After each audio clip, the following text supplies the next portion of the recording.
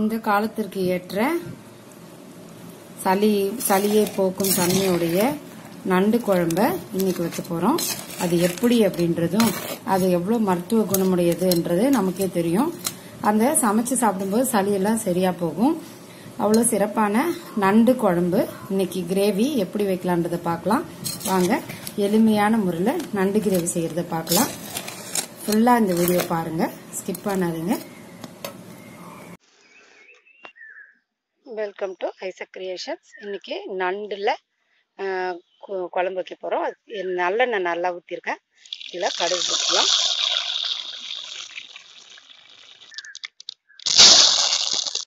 வெங்காயமும் பூண்டும் நசுக்கி வச்சிருக்கேன். இதை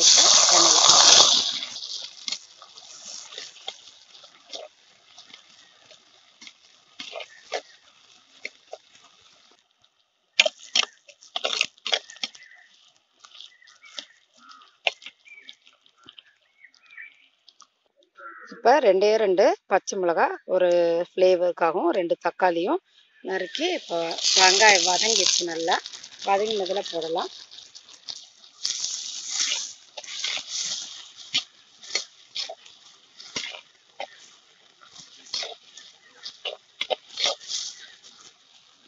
நல்லா வதங்கட்டும். தக்காளி எல்லாம் நல்லா கரையிற அளவுக்கு வதங்கட்டும். அதில் அப்படியே உப்பு போட்டு வதக்குறோம்.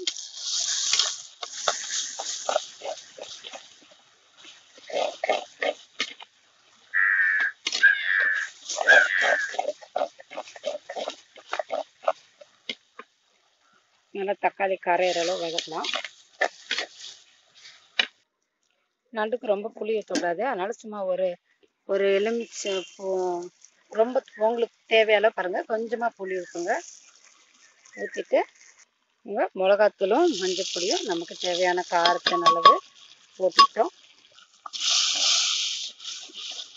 நல்லா கிளறி விடலாம்.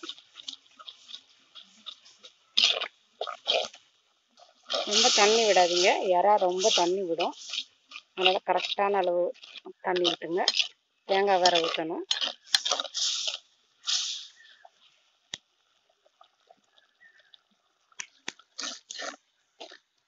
தெரியுதுங்களா? நல்லா அப்படியே பளபளன்னு இது மாதிரி எண்ணெய் விட்டுருக்கு பாருங்க வெளியில. அப்போ நம்ம நண்டை போடலாம். பாருங்க, நான் 1/2 கிலோ நண்டு வாங்கியிருக்கேன். ஏன்னா நம்ம திக்காக தான் வைக்க போகிறதுனால இது தனியாகவும் காலெல்லாம் தனியாகவும் போட்டேன். இப்போ 1/2 கிலோ நண்டு க்ளீன் பண்ணதை இப்போ இதில் போடலாம். பார்த்தீங்களா, எண்ணெய் விடுது பாருங்க. இந்த சமயத்தில் போட்டுடலாம்.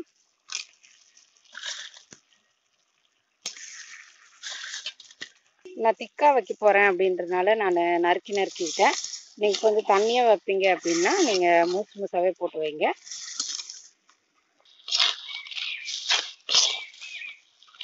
இப்படி நல்லா கிளறிட்டு ஒரு 2 நிமிஷம் மூடி வைங்க. இதுலேருந்து தண்ணி விடும் பாருங்க. இப்போ நம்ம குழம்பு மூடி வச்சிடலாம். மூடிட்டு ஒரு 2 நிமிஷம் கொதிக்கட்டும். பாருங்க, நல்லா தலப்பலன்னு கொதிக்குது பாருங்க. நல்லா வெந்துருச்சு.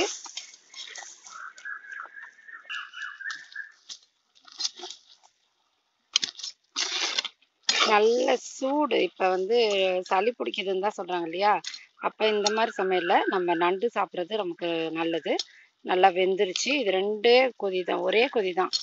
இதெல்லாம் நண்டு கடல் ஐட்டம்லாம் நான் ஒரு கொதி 2 கொதியோடு நிறுத்தினோம், அவ்வளோதான். இப்போ இது நல்லா ஆயிடுச்சு. இப்போ நம்ம தேங்காய் அரைச்சி வச்ச தேங்காய் போடுறோம். தேங்காயில் வேறு எதுவுமே போடல, வெறும் தேங்காய் மட்டும்தான் அரைச்சி விட்டுருக்கேன். அரைச்சி விட்ட தேங்காய் விடுறோம்.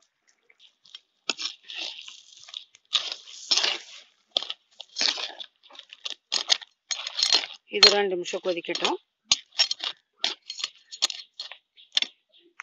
பாருங்க, மூடி வச்சுட்டோம்.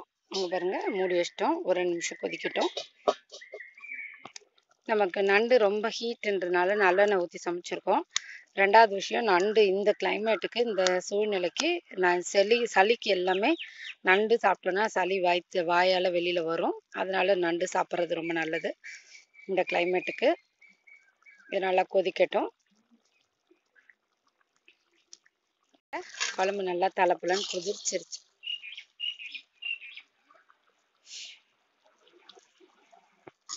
பாருங்கள் குழம்பு தளன்னு கொதிச்சிருச்சு. இதுக்கு மேலே கொதிக்க வேண்டாம், போதும். கொஞ்சமாவது குழம்பு இருக்கட்டும். இப்போ நம்ம என்ன செய்யணும் அப்படின்னா, இப்போ நம்ம பச்சை கருவேப்பிலை இப்படி கொஞ்சம் தூவி விடணும். பச்சை கருவேப்பிலையை தூவிட்டு கொஞ்சம் மிளகு பொடியை தூவிட்டு அடுப்பு ஆஃப் பண்ணிடணும்.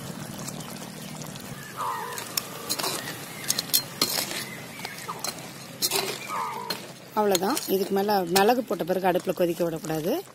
ஆஃப் பண்ணிடலாம் அடுப்பை.